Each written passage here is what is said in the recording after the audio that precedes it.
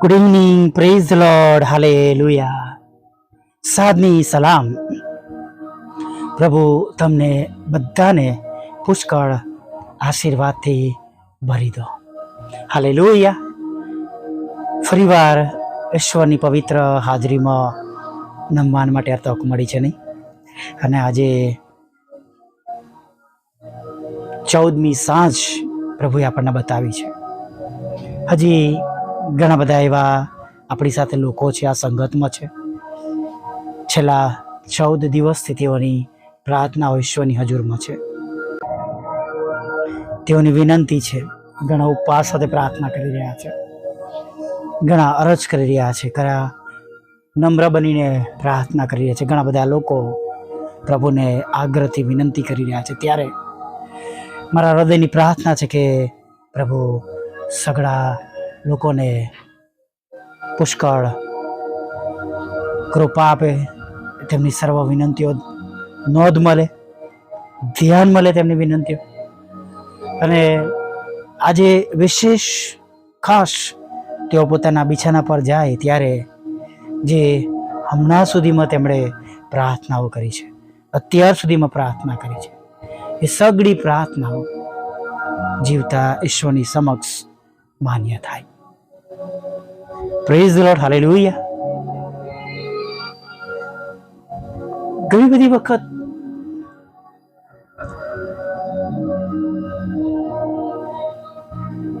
આપણને એવું લાગતું હોય છે ને કે આપણે એકલા પડી ગયા છે, પ્રભુએ છોડી દીધા છે, બધા જ આપણી વિરોધમાં થઈ જાય.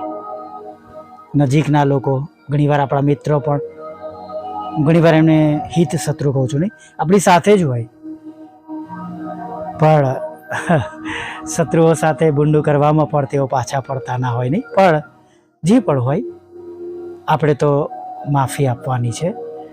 પ્રભુના નામમાં આપણે તેઓને માફ કરી દેવાના છે, કેમ કે એનો બદલો તમને અને મને પ્રભુના રાજ્યમાં ખચિત જોવા મળનાર છે. હાલેલુયા. ભલે આજે બદલો મળે કે ન મળે એ બહુ મોટી બાબત નથી, પણ એવા લોકોને માટે પણ આપણે પ્રાર્થના કરીએ. અને પ્રાર્થના સર્વ પરિસ્થિતિઓને વાલા મિત્રો બદલી નાખે છે. હાલેલુયા. Praise lord. ઘણા બધા જીવનો પ્રાર્થના દ્વારા બદલાઈ ગયા છે.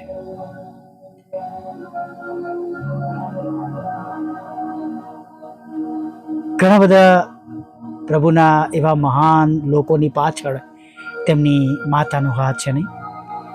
જ્હોન વેસ્લી વિશે વાત કરીએ, ચાર્લ્સ વેસ્લી વિશે વાત કરીએ, અને હમણાં જ જેમ આપણે થોડા સમય પહેલાં જોયું હતું, વિલિયમ બુથના પત્ની તેમની મિત્રને વિનંતી કરે છે ને, તારા દીકરા માટે તું પ્રાર્થના કરી છે.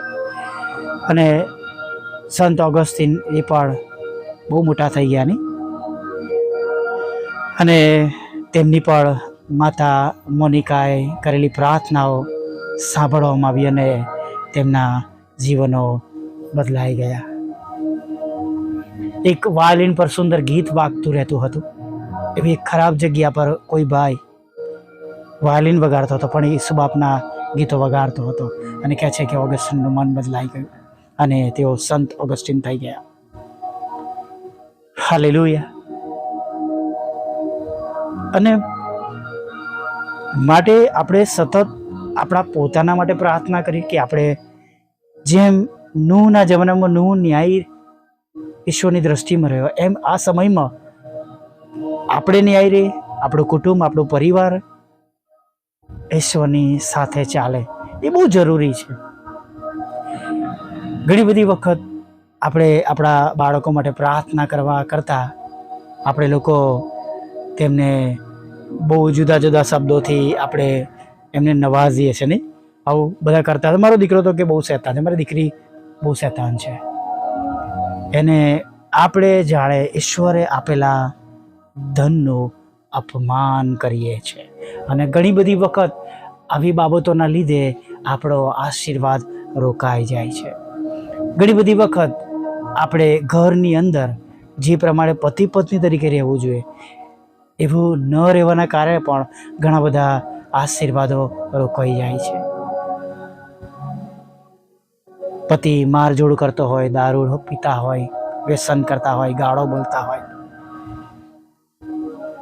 બહાર બીજી સ્ત્રીઓ સાથે સંબંધ રાખતા હોય, અથવા સ્ત્રીઓ પોતાના પતિની સામે થતી હોય, મનમાની કરતી હોય, ખરાબ સંગતોમાં હોય અને બીજા પુરુષો સાથે સંબંધ ધરાવતી હોય અને મારઝોડ કરતી હોય, બાળકોનું ધ્યાન ન રાખતી હોય, ગૃહસ્થી જે ચલાવવાની, સ્ત્રીને સંભાળવાની જે તેની જવાબદારી હોય એ ના નિભાવતી હોય.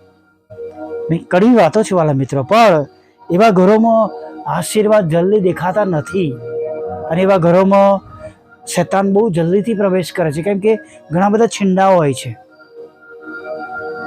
તમે જુઓ કે જૂના જમાનામાં જેવો હશે, અમે પણ એવા ઘરમાં રહ્યા છે, નળિયાના ઘરમાં, અને જ્યારે નળિયામાં ફાટ પડી ગઈ હોય, કાણું પડી ગયું હોય, નળિયું ખસી ગયું હોય કે ત્યાંથી વરસાદ પડે અને રાત્રે વરસાદ પડે ત્યારે અમે સૂતા હોય ત્યારે પથારી ખસેડવી પડે, ઘણી વખત ખાટલો ઉઠાવી લેવો પડે અને એક ખાટલા પર, બે ખાટલા પર 3-4 જણ સૂવું પડે નહીં, અને વાસણો, ડોલો અને તપેલીઓ મૂકીએ જે ઉપરથી પાણી પડતું હોય, કેમ કે ત્યાં જગ્યા છે આવવાની.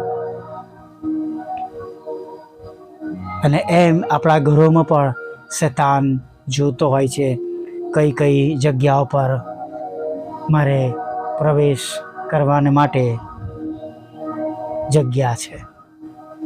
અને આ બધી જગ્યાઓ દારૂ, જુગાર, વ્યભિચાર, વ્યસનો, મારઝોડ, ગાળાગાળી અને જગતનો લોભ, અને કદી પ્રાર્થના ન કરવી, સ્તુતિ આરાધના ન કરવી, પ્રભુ મંદિરમાં ન જવું, સંગતોમાં ન જવું, હંમેશા ખરાબ બોલવું, શ્રાપ આપો, અને બસ જે નકામી બાબતો છે કે જેને ઈશ્વર ધિક્કારે છે એ બધી જ્યારે ઘરમાં હોય છે ત્યારે ઘણા બધા આશીર્વાદો રોકાઈ જાય છે.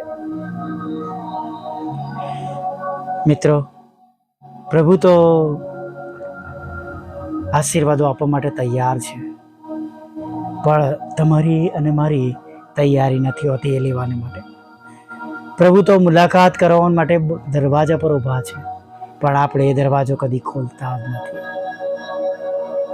ખરેખર વાલા મિત્રો, એક કડવી વાત છે આ, કે પ્રભુ તો રોજ આપણો દરવાજો એને ખખડાવે છે, પણ આપણે વોટ્સઅપમાં બિઝી હોય, રીલમાં બિઝી હોય, ફેસબુક મેસેન્જરમાં સૌથી વધારે જો ખરાબ બાબતો બનતી હોય તો મેસેન્જરમાં છે. હમણાં મને પણ એક મેસેજ કોઈ દીકરીએ કર્યો, મને પૂછ્યું તમે ક્યાંથી છો? મેં કહ્યું હું આ જગ્યાએથી છું. અને મને પૂછ્યું તમે કોણ છો? તો કે હું સેવક છું. એણે કહ્યું કે હું દીકરી છું, મારા 2 ભાઈઓ છે, મારી માતા છે, મારા પિતા નથી. અને હું સમજી ગયો કે આગળ એ શું કહેવાની છે. મને કે તમે હેલ્પ કરશો મને, કારણ કે ફ્રોડ હતું, મને ખ્યાલ આવી ગયો. મેં કહ્યું જો નાણાં સિવાય કોઈ બાબત હોય તો કે હું તારા માટે પ્રાર્થના કરી શકું છું. તું ભલે અહીંયાથી દૂર છું, પણ તારા ઘરે સેવકોને મોકલીને નજીકમાં શહેરના સેવકોમાં તમારા ઘરે આવીને મુલાકાત લેશે, તમારા માટે પ્રાર્થના કરશે. એમના મેસેજ આવતા બંધ થઈ ગયા. ભલા મિત્રો, ઘણા બધા એવા કામો છે જેને પ્રભુ વૈતરું કહે છે, અને એવી બાબતોમાં આપણે એવા વ્યસ્ત હોય છે કે પ્રભુ આવે છે એ ખબર પડતી નથી, જતા રહે છે ખબર પડતી નથી, પ્રભુ નોક કરે છે એની પણ આપણને ખબર રહેતી નથી. સજાગ બની. સવારે પણ એક વાત કહી હતી કે પ્રભુ જાણે બસ દરવાજા પર છે. પ્રભુ તો કહે છે, પ્રભુ યહોવા બાપ તો કહે છે, પિતા કહે છે દૂતને કે જા હવે જઈને છેલ્લું રણશીંગડું વગાડી દે. પણ તમારા અને મારા માટે, બચાવને માટે પ્રભુ ઈસુ વચ્ચે આવે છે, પોતાના હાથ બતાવે છે, લોકોના બચાવને માટે એ મારું રક્ત વેવડાવે છે, કુખ બતાવે છે, કાંટાનો મુંગટ બતાવે છે, ખીલાના વેહ બતાવે છે. જાણે આપણે માટે તેઓ સતત મધ્યસ્થતા કરતા રહે છે કે પ્રભુ પિતા, અબ્બા બાપ, હજી થોડી વાર, હજુ મારો દીકરો પ્રિન્સ આવવાનો બાકી છે, મારી આ દીકરી આવવાની બાકી છે. હાલેલુયા. અને તેમની કૃપાના લીધે હજી પણ આપણે આ સવાર જોઈ, આજે સાંજ જોઈ અને આ સંગતિમાં તેમની પવિત્ર હાજરીમાં આપણે નમી શક્યા છે. મિત્રો, જો પ્રભુ આજે તમારી સાથે વાત કરે તો એ છેંડાઓ બંધ થઈ જાય. સ્તુતિ આરાધના દ્વારા તેમને જીવન સોંપીને નવું તેમને પસંદ પડતું જીવન જીવીને એવી એક શરૂઆત કરીએ. હાલેલુયા. પ્રાર્થના કરીએ. ભલા પ્રભુ, અમે તમારી સ્તુતિ કરીએ છીએ ને તમારો પુષ્કળ આભાર માનીએ છીએ કે આજે સવારમાં જે અમારા જીવનોમાં રૂકાવટો છે, અત્યારે સાંજના સમયે અમારા જીવનમાં જે રૂકાવટો છે એ વિશે તમે અમને સુંદર શિક્ષણ આપ્યું છે, સમજણ આપી છે, બોધ આપ્યો છે, સંદેશો આપ્યો છે, રસ્તો દેખાડ્યો છે. બધાને માટે પ્રભુ અમે તમારી પુષ્કળ સ્તુતિ કરીએ છીએ ને તમારો પુષ્કળ આભાર માનીએ છીએ. અને પ્રભુ આભાર માનતા, સ્તુતિ કરતા, આરાધના કરતા તમારા ચરણોમાં નમી જઈએ છીએ પ્રભુ. અને ખાસ પ્રભુ અમે તમને વિનંતી કરીએ છીએ પ્રભુ,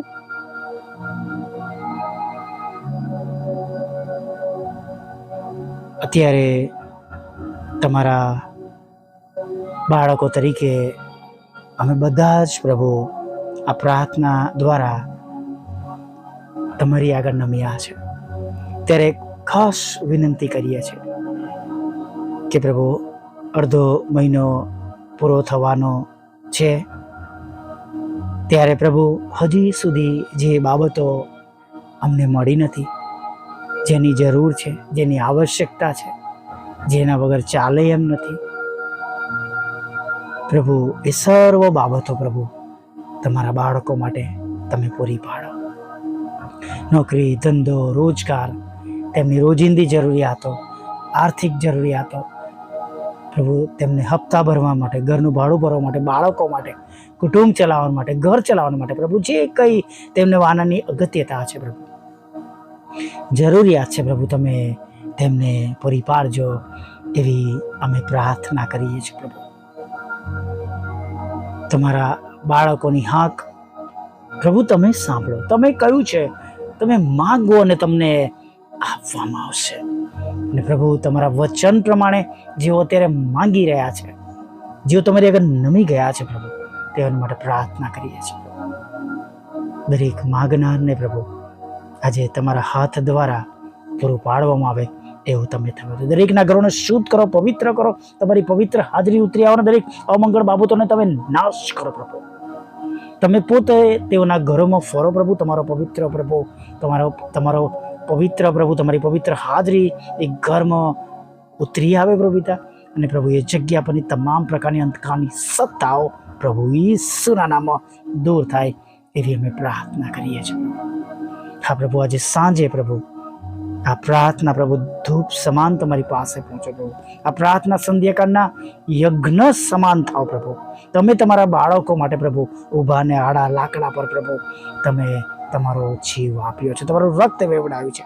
ત્યારે પ્રભુ અમે એનો દાવો કરતા પ્રભુ બધાને માટે સુખાકારી માંગીએ છીએ, તમારો પ્રેમ, આનંદ, શાંતિ માંગીએ છીએ. દરેકને તમે નદીની પાસે રોપાયેલા ઝાડ જેવા કરો પ્રભુ. ઉછીનું આપનાર બનાવો, ઉછીનું લેનાર નહીં પ્રભુ પિતા. અને પ્રભુ દરેકને શિર બનાવો, પૂછ નહીં પ્રભુ, એવી અમે પ્રાર્થના કરી છે પ્રભુ. દરેકના જીવનમાં પ્રભુ હિચકિયા રાજાની જેમ પ્રભુ તમે પ્રાર્થના સાંભળો, હાન્નાની જેમ પ્રાર્થના સાંભળો, નહેમિયાની જેમ પ્રાર્થના સાંભળો. અને ખાસ પ્રભુ તમારા બાળકો પર એવી દયા રાખો, કૃપા રાખો, કરુણા રાખો જેમ તમે મરતા ચોર પર રાખી પ્રભુ. અમને બધાને પ્રભુ તમે જમણી તરફ રાખો પ્રભુ.